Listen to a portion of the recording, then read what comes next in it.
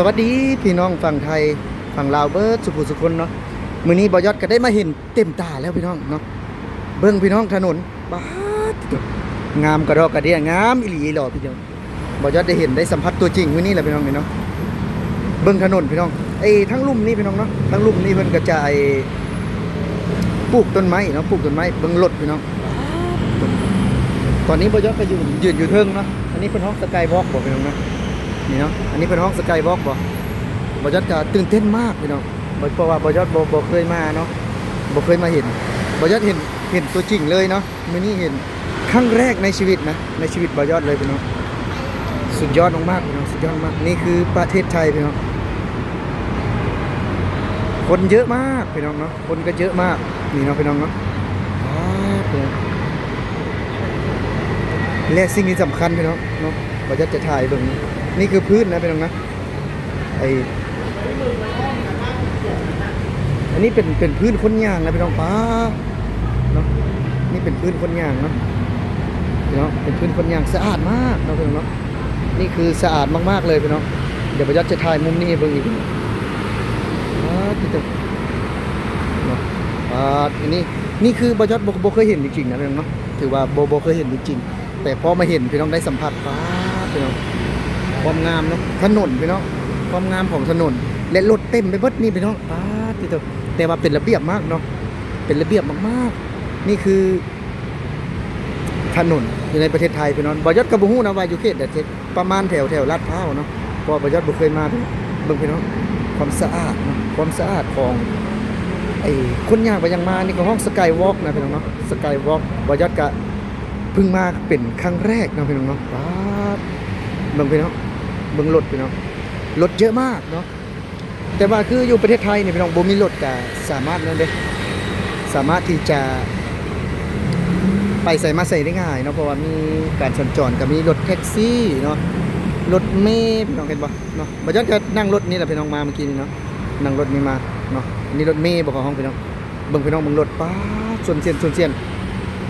บ่ยอดเห็นรถชนเสียนเลยตื่นเต้นมากๆเนาะบ่ยอดตื่นเต้นมากๆบ่ยอดคิดว่าประเทศไทยแบบว่าบ่เจริญซำนี้เลยพี่น้องแต่พอบ่ยอดมาเห็นเนาะป๊าดตื่นเต้นมากๆตื่นเต้นมากๆว้าดพี่ตัวเนาะนี่คือความสวยงามพี่น้องนี่คือความเป็นเอกลักษณ์ของความเป็นไทยนะพี่น้องถนนพี่น้องเบิ่งถนนป้ากว้างอีหลีพี่น้องกว้างอีหลีถนนไทยนะมีถนนไปแล้วก็มีถนนเส้นกลับด้วยพี่น้องนะมีถนนไปแล้วก็ถนนกลับป้าบ่ยอดว้าวอ่ะนี่แหละคือหลายคนมาแล้วก็หลงไหลประเทศไทยพี่น้องจะเลินอย่างเดียวยังบ่พอเด้พี่น้องเด้จะเลินอย่างเดียวยังบ่พอเนาะแต่ว่ายังมีความของห้องเป็นเด็ดๆมีความเป็นระเบียบเนาะพี่น้องเนาะมีความเป็นระเบียบป้ารถเบิ่งพี่น้องเพิ่นก็จะสัญจรไปแบบว่าบ่ได้แบบว่าเลนไผเลนมันเพราะว่ามีความกว้างเนาะพี่น้องเนาะมีความกว้างของถนนและมีความของห้องมีความแบบว่าเนียนของถนนนะพี่น้องแบบคือเอากระดาษทรายคัดเลยอ่ะพี่น้องเนาะคือเอากระดาษทรายคัดเลยความงามความใหม่เนาะนี่คือประเทศไทยพี่น้องเขาจะบ่ได้อวยแต่ว่าเป็นความจริงเนาะเป็นความจริงพี่น้องขอยอดนะขอยอดถ่ายอยากให้พี่ให้น้องได้เบิ่งเนาะพี่น้อง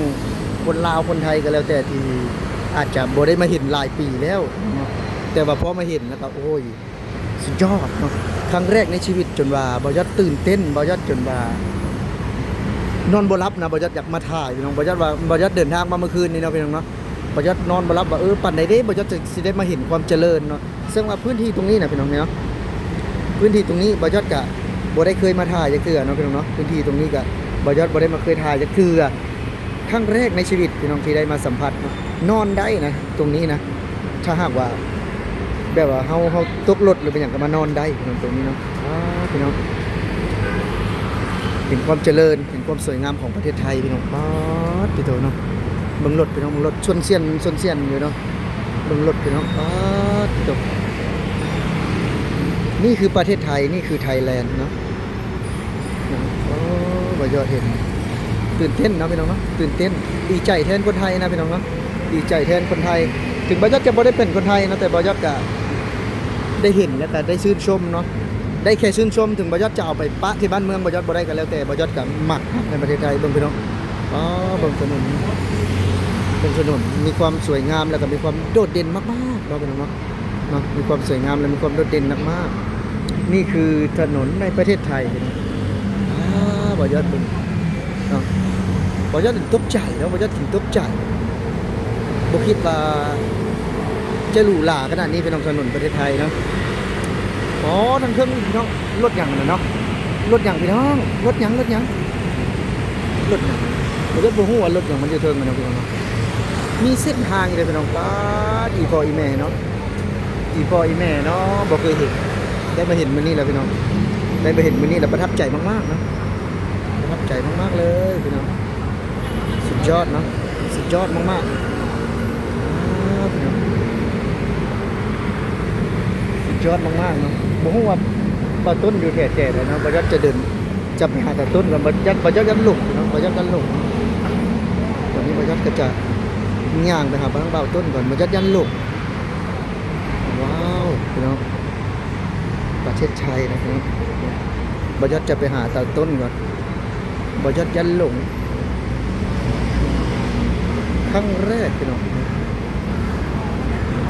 ครั้งแรกที่ได้สัมผัสเนาะได้สัมผัสความเจริญนะพี่น้องบ่ยอดยันหลงบ่ยอดก็จะเดินทางไปหาเบาต้นก่อนยอดยันหลงพี่น้องยันหลง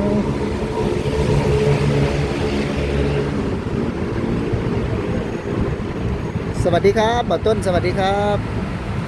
สวัสดีครับผม เมื่อกี้นี่ค่อยไปผมก็ยันหลง เป็นยังไงยันเรา โอ้มันขัดเนาะ คุณเจริญ มันเจริญ ไม่ยูเนียนมอ ฮะ ยูเนียนมอดิ อ๋อน้องสาวบ่จะเฮ็ดงานนั่นน่ะ ลูกชายจะเห็นงานอยู่นี่ เออ ยูเนียนมอเนี่ยเนาะ แม่น เด้น้องสาวประตูมาเลยเจอที่เลย มันไปเว้าไปเลยบัดนี้บ่ยอดยันหลงพี่น้องอ้าวเมื่อกี้นี่บ่ยอดเดินทางไปตรงนั้นบ่ยอดยันหลงปอพี่น้องเบิ่งโค้งๆนะพี่น้องถนนโค้งๆเนาะถนนโค้งๆอยู่ในประเทศไทยถนนโค้งๆอยู่ในประเทศไทยบ่ต้นอันน่ะเก็บมากไว้ให้แม่เฒ่าจะเคี่ยวแม่นบ่มากๆนี่พวกมาก ไม่เห็นเรา บ่แม่นบ่ตอนนี้กำลังเริ่มจะถ่ายนะ เป็นยังไง เนอะ เป็นยังไง เบิ่งรถนี่นะค่อยว่าหมดไปแนมเบิ่ง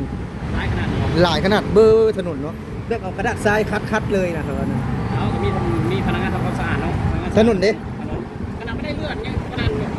สภาพเรายังไม่ได้เลือดนะ เนาะคักอีหลีพี่น้องคักอีหลีเนาะอ๋อถนนสุดยอดมากพี่น้องสุดยอดมากครั้งแรกในชีวิตเลย ที่ได้มานี่ได้ ที่ได้มาเห็นแบบนี้ในอีหลีนะ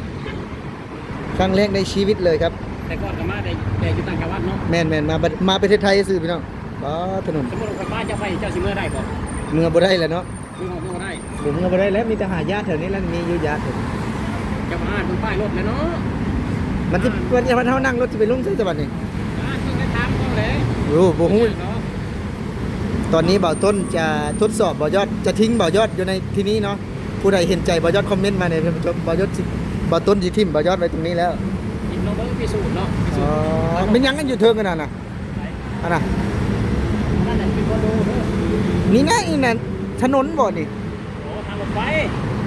ก็เห็นมันแล่นจิ้วไปเมื่อกี้นี่ BTS อ๋ออันนี้บ่ BTS น่ะ ทาง BTS อ๋อพี่น้องเบิ่งตึกพี่น้องเบิ่งตึกเนาะพี่น้องเห็นตัวจริงกับมื้อนี้แล้วนี่ทีแรกคิดว่าแบบว่าเป็นคอนเทนต์ที่เจ้าเฮ็ดทีแรกนี่ที่เจ้าเอามาแปะซื่อๆเฮาเว้าน่ะทีแรก แม่นแล้วจริงเลย พี่น้อง จริงเลย เอาสำหรับคลิปนี้บอยอดกาทีจบเพียงเท่านี้นะพี่น้องเนาะเดี๋ยว EP หน้าบอยอดกาทีถ่ายภาพบรรยากาศงามๆมาให้พี่น้องได้เบิ่งกัน